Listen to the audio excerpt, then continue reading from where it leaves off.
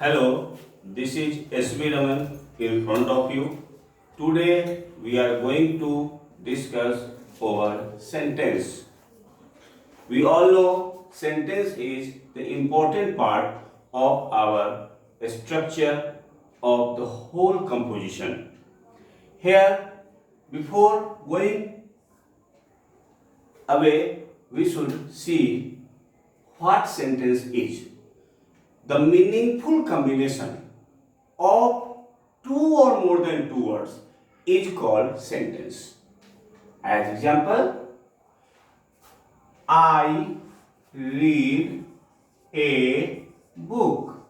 So here 1, 2, 3, 4. These four words become meaningful and then it became a sentence. So when we come to divide the sentence, it is necessary for us to study parts of sentence. So when we do the work on part of sentence, we have the two parts. Number one is subject, number two is predicate.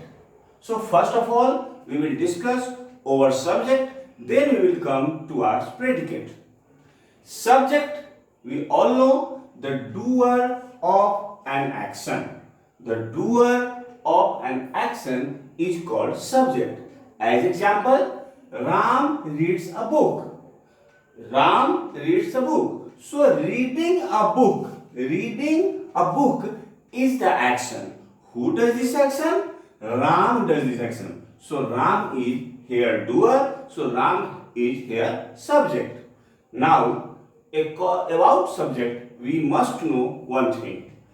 When the question is asked with who, we can know in a sentence which word is subject.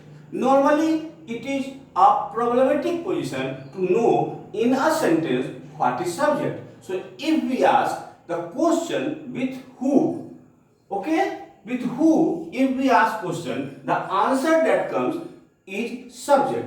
As example, Ram writes a letter. Then the question if we ask who writes a letter, the answer comes Ram. So Ram is here subject.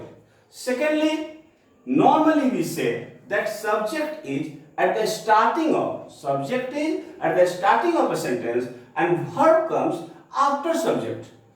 But sometimes subject comes after predicate. Occasionally it is done, but it is done. As example, see, here comes the bus.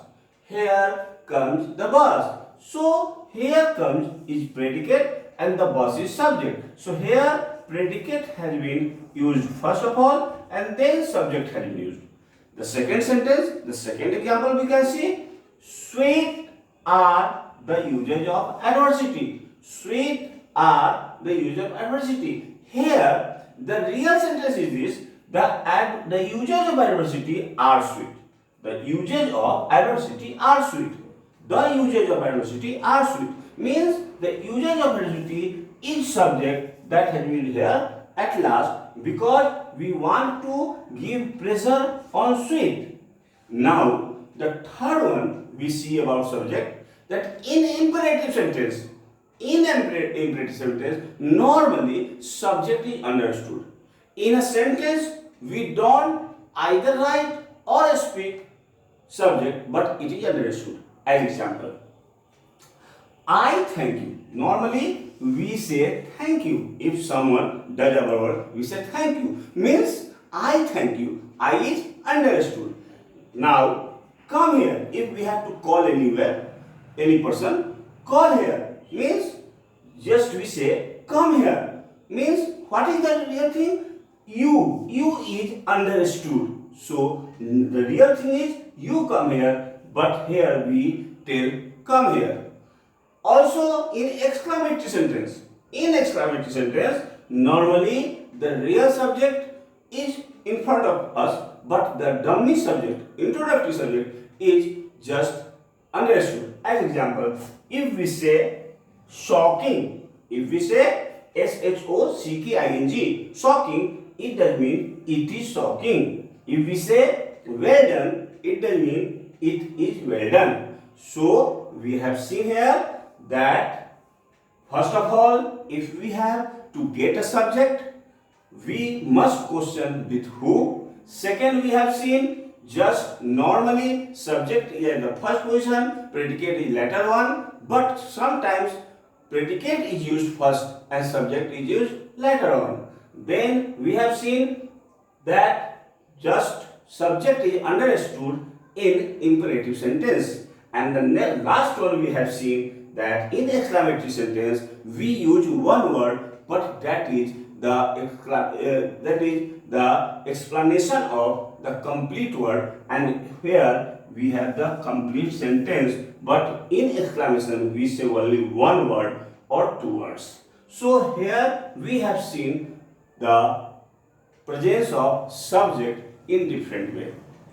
Now subject is used by different words. Using different words, subject is used. Means in a sentence, subject may be used differently. As example, see here noun. Noun is used as a subject. Noun is used as a subject. As example, Sohan was a good player. Sohan was a good player. Here, Sohan is noun that has been used here as a subject. Second, very important, very important. Second, when we have determiner with a noun, when we have a determiner with a noun, it also becomes subject. As example, my pen is red. Here, pen is noun and my is determiner. Here, which determiner? This is possessive adjective. Possessive adjective has become here determiner for pen. There are so many examples that becomes the work of determiner. As example, see. Much sugar. Here, much has been used as a determiner. It is quantitative. Okay. A man, here A has been used as an article has been used as determiner. Some has been used as numeral. Many students, many has also been used as determiner. Red pen, red has been used as qualitative adjective, determiner. Few has been used as just numeral, you can say, and this has been used as demonstrative. Means here we have seen here all the adjectives and articles. Means all the adjective and articles become as used as determiner. So all the words much, a, some, many, red, few, this have been used here with sugar, man, wife, students, pen, girls and man. So these all noun has been determined by determiner, and so these all have become subject. So this second part is very important in regard to subject. Number next, pronoun. Pronoun used as adjective. Here the pronoun as we have seen as a subject it has been used. As example, he. He is pronoun that has been used here as subject. The next one, adjective. Adjective has important role in qualifying the noun. So here adjective also does the work of subject. See here the poor are honest. Here poor is adjective, and here again the determiner.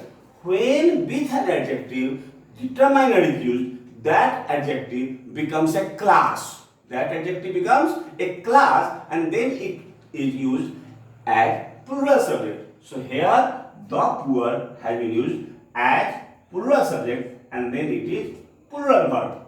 And next one, very important from the point of view of application of sentence. How?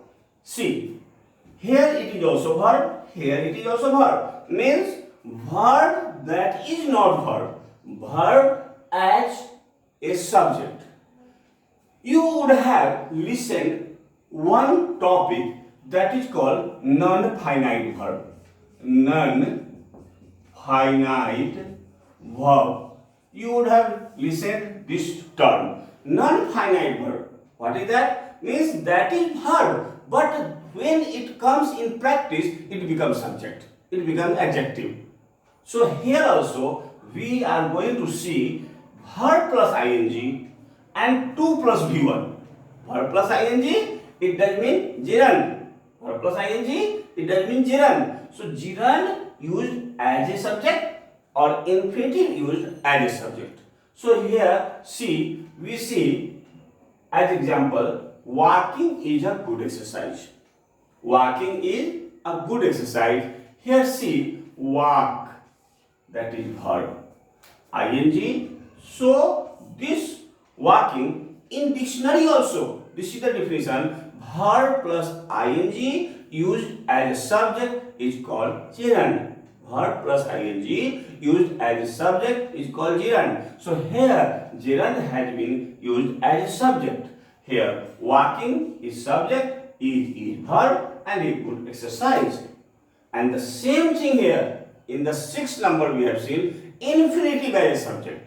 Infinitive as a subject. Here you see 2 plus v1 infinitive. So here to walk is necessary for health. To walk is necessary for health. Here to walk is subject. Again I would like to tell you that if any person asks you what is walk, W-A-L-K walk, certainly walk is verb. But here in this sentence, in walking or in to walk, it is not verb, it is subject. This is the application of non-finite verb. Why? Because non-finite verb, what does it mean? The verb that is not changed under the effect of number, person, tense, degree or gerund, but that remains same. It is called non-finite verb and it is itself used as a subject, as an adjective, as an object. So here also gerund has been used as a subject. 2 plus v1, 2 plus v1 infinitive has been used as subject. To walk is necessary for health. So here is verb and here also is verb. Next one is clause. What is clause? The meaningful combination of two or more than two words. The meaningful combination of two or more than two words that can be used as a separate sentence or not. What does it mean? Means that can be used as a separate sentence, that cannot be used as a separate sentence. When it is used as a separate sentence, it is called complete sentence, means simple sentence. But this is called principal clause, that is called main clause. But if it is not used as a separate sentence, it is called subordinate clause. And the part that combine the both, that is called coordinate clause. So here we are talking about only that how clause becomes a subject. As example, what to do is a problem. So this what to do has been used as a subject and this is verb. And one thing more, clause is always singular in number. Whenever clause takes a form of subject, it becomes singular. So here what to do is singular, so is verb is also singular. Now the next one is noun plus of plus noun. The noun, this structure is used when we have to give emphasis on the first noun.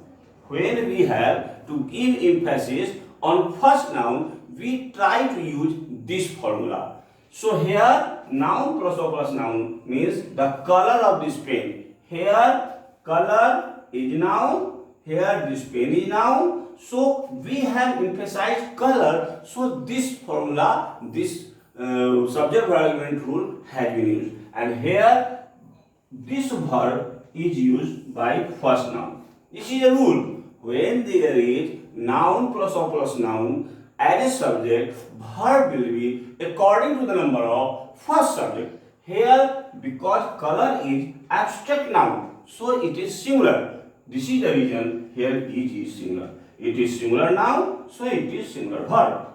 And the last one, how the word is used as a subject. Here phrase is also used as a subject. As example, a man of wisdom. A man of wisdom is a subject. So here this is used as subject. So here this has become subject and is verb. So a man of wisdom is respected everywhere. Here noun plus plus noun. The color of this pen is red. So we have seen just first of all the definition of sentence. We have seen the definition of subject. Also we have seen how different words are used as a subject. Next one we are going to start just the